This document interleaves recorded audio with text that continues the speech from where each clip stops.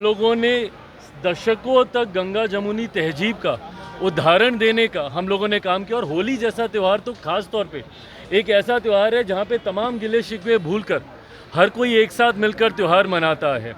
ऐसे में जो भाजपा के विधायक भी कह रहे हैं उसके पीछे की सोच भी यही है कि हर कोई मिलजुल कर मनाए। किसी को तकलीफ है तो भाई अपना आगे पीछे सोचे, बट उसमें पुनः उसका इंटरप्रिटेशन गलत तरीके से निकाल कर जो राजद के लोग हैं वो जो धार्मिक असंतुलन फैलाने का प्रयास करते हैं, तुष्टीकरण का प्रयास करते हैं, ये गलत चुनाव नजदीक है और ऐसे में कांग्रेस जो है वो पद यात्रा निकालने वाली है, पलायन रोको पद यात्रा। अच्छा बताइए, पलायन रोको पद यात्रा, पलायन शुरू किसके समय में हुआ था? पलायन की जननी कौन सा राजनीतिक दल रहा है? 90 का वो दशक ही रहा है ना, जिसको जंगल राज के तौर पे जाना जाता था।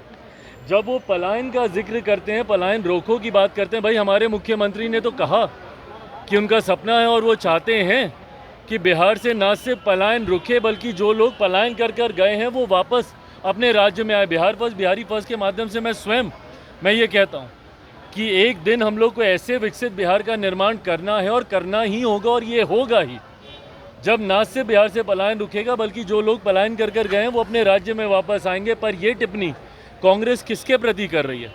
राजद के प्रति ही कर रही है ना, जिनके समय में सबसे ज़्यादा पलायन हुआ था। आज मैं भी देश के कोने कोने में जाता हूँ, वहाँ पर जब बिहारी मिलते हैं वो मजबूर हुए हैं बिहार को छोड़कर दूसरे राज्यों में जाने के लिए।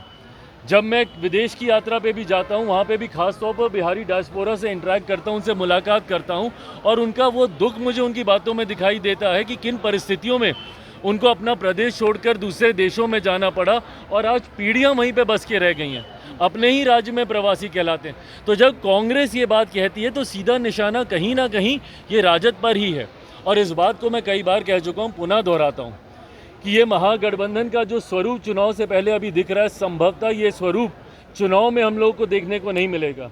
जिस तरीके से महागठबंधन के विभिन्न घटक दलों के बीच में ही एक वर्चस्व की लड़ाई शुरू हो गई है, चुनाव आते आते तक आप देखिएगा कि इस वर्चस्व की लड़ाई का परिणाम होगा कि राजद कांग्रेस, और एक बार पहले भी ये हो चुका है, पहले भी राजद कांग्रेस अलग होकर चुनाव लड़ चुकी है, वर्चस्व की लड़ाई में इस बार भी देखने को मिलेगा। और जिस तरीके से कांग्रेस के तेवर हैं और जिस तरीके से केंद्रीय नेतृत्व से लेके बिहार का जो उनका संगठन है, जिसको इस बात की समझ अब आ चुकी है कि उनके पास खोने के लिए ज़्यादा कुछ नहीं है। जितनी सीटें उन्होंने जीती है, संभवतः अकेले लड़के इससे ज़्यादा सीटें वो जीत सकते हैं। तो ऐसे में कांग्रेस और राजद एक साथ मिलकर चुनाव लड़ेंगे। मुझे ऐसा नहीं लगता चुनाव आते आते तक महागठबंधन पूरी तरीके से